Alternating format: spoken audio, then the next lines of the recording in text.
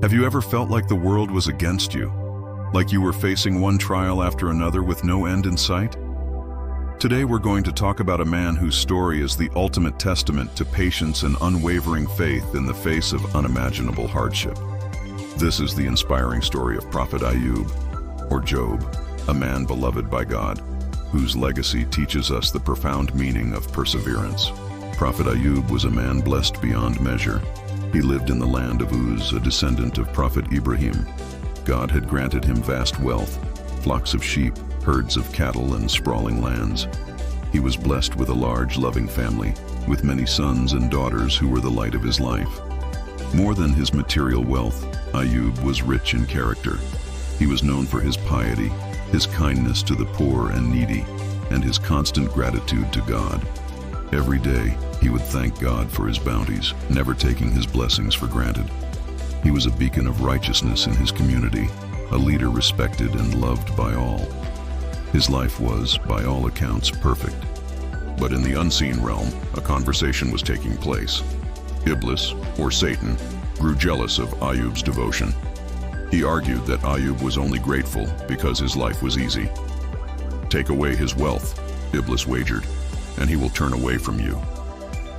God, knowing the purity of Ayyub's heart, granted Iblis permission to test him, but with a condition. Iblis could not harm Ayyub's body, soul, or mind. And so the trials began. One by one, disasters struck. His vast herds of livestock were lost. His fields, once green and fertile, were destroyed. In a short span, the man who was once among the wealthiest became destitute. When news of each calamity reached Ayyub, what was his reaction? Did he despair? Did he question God's justice? No. He fell to the ground in prostration and said, "We belong to God, and to Him we shall return. God gave, and God has taken away. Blessed be the name of God." His faith incredibly remained unshaken. Seeing this, Iblis was furious. He returned to God, arguing, "Ayyub is only patient because his family is still with him. Allow me to take his children, and his faith will surely crumble." Again, God granted permission, confident in his devoted servant.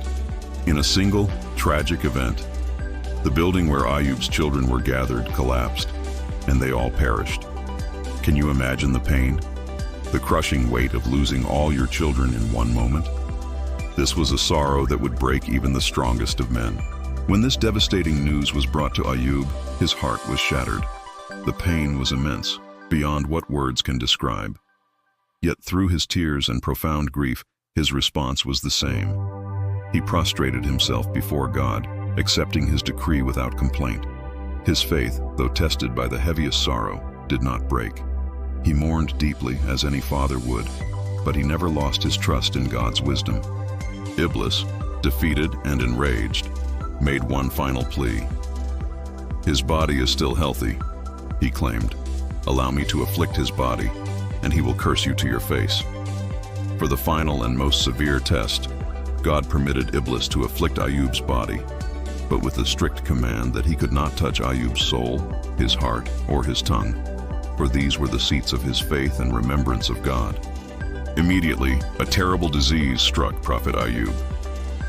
Sores covered his body from head to toe, causing him excruciating and relentless pain. His condition became so severe that people were repulsed by him. His friends and community, who once revered him, abandoned him. They whispered that he must have committed some terrible, secret sin to deserve such a punishment. He was cast out of the city, left to suffer in isolation. Through all this misery, only one person remained by his side, his loyal and compassionate wife, Rahima. She stood by him, caring for him, cleaning his wounds, and providing him with food and comfort. She was his rock, his only connection to the world that had turned its back on him. To support them, she took up work, humbling herself to provide for her ailing husband. Years passed. The pain was constant, the isolation profound, and the grief for his lost children and wealth still fresh.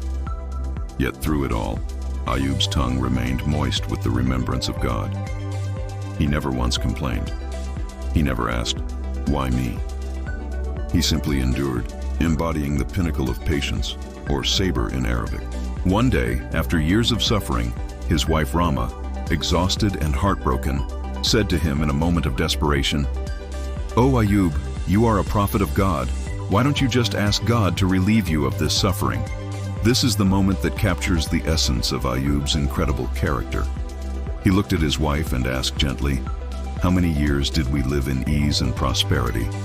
She replied, "For 80 years.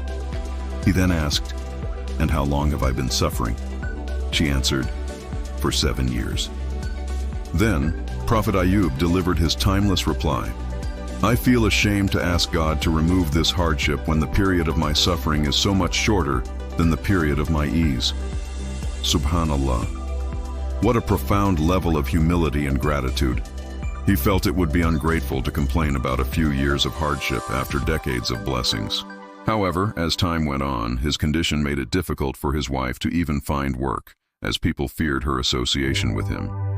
It was at this point, not for himself, but out of concern for his wife, and to be able to worship God properly, that Ayyub finally turned to his Lord. He didn't demand or complain. He made a simple, beautiful, and humble supplication. He prayed, "Indeed, adversity has touched me, and you are the most merciful of the merciful." This was the turning point. God immediately responded to his call. The Quran tells us that God commanded him, "Strike the ground with your foot. This is a spring for a cool bath and a drink." Ayyub did as he was told. A spring of pure, healing water gushed forth from the barren ground. He drank from it and bathed in it, and instantly his disease was cured. His skin became clear, his strength returned, and he was restored to perfect health, even more handsome than before. When his wife Rahima returned, she didn't recognize the healthy man standing before her. "Have you seen the afflicted man who was here?" she asked, worried. He smiled and replied, "I am he." But God's rewards didn't stop there. His mercy is boundless. God restored Ayyub's family to him, blessing him with even more children than he had lost. His wealth was also returned to him, doubled and multiplied. The fields became fertile again, and the livestock flourished more than ever before. God not only removed his trial, but rewarded his patience with blessings far greater than what he had before. The story of Prophet Ayyub is not just a tale of suffering, it's a powerful lesson in faith, patience, and the nature of God's mercy. It teaches us that trials are not necessarily a sign of God's anger, but can be a means of elevating our status and purifying our souls. It shows us that true gratitude isn't just for the good times, but is about maintaining faith and trust during the storms of life.